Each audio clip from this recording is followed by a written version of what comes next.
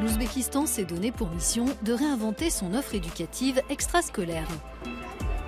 Dans tout le pays, il existe des centres dédiés appelés Barkamol Avlod, qui veut dire génération harmonieuse en ouzbek. Sur place, les enfants acquièrent des compétences diverses et font preuve d'ambition. Mon rêve, c'est de devenir un grand constructeur de robots et d'en créer un avec l'intelligence artificielle qui soit utile à beaucoup de monde.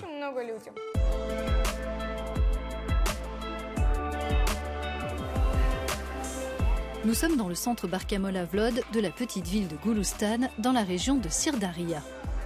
Akbar, 11 ans, est passionné de robotique depuis 5 ans. Aujourd'hui, mon copain et moi, on a fabriqué une voiture de course qui roule très vite et qui gagnera toutes les courses. Avec ses roues, elle peut tourner dans n'importe quelle direction. L'enseignant espère que ces cours feront la différence quand ses élèves deviendront adultes. La robotique est très importante pour la nouvelle génération, car les choses évoluent très vite. Les jeunes doivent faire tout leur possible pour concevoir de nouvelles inventions. Ils ne doivent pas répéter la même chose, mais créer quelque chose de nouveau.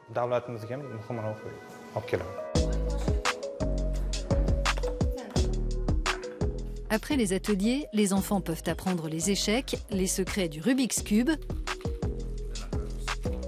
ou encore la coiffure. Le programme est plus que varié. Je rêve de devenir coiffeuse professionnelle à l'avenir. C'est mon grand rêve. C'est pour ça que je suis venue ici.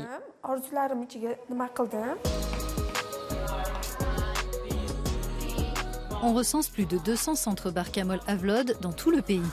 Ils font partie du système éducatif national de l'Ouzbékistan et leur coût est abordable, l'équivalent de 4 $ par mois dans les grandes villes et encore moins dans les petites localités.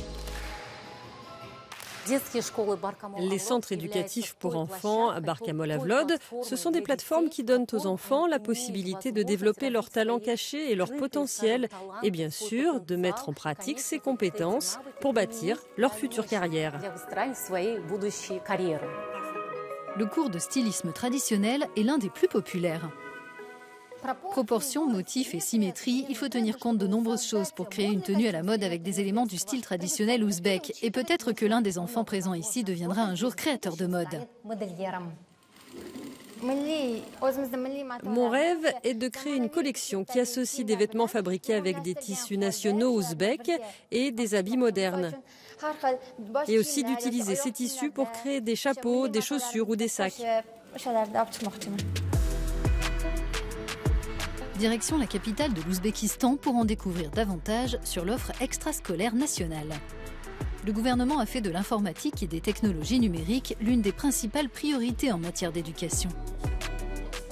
Dans ce parc technologique de Tashkent, des filles porteuses de handicap participent au programme Skills for Girls, où elles peuvent apprendre les technologies de l'information, par exemple à concevoir des pages web.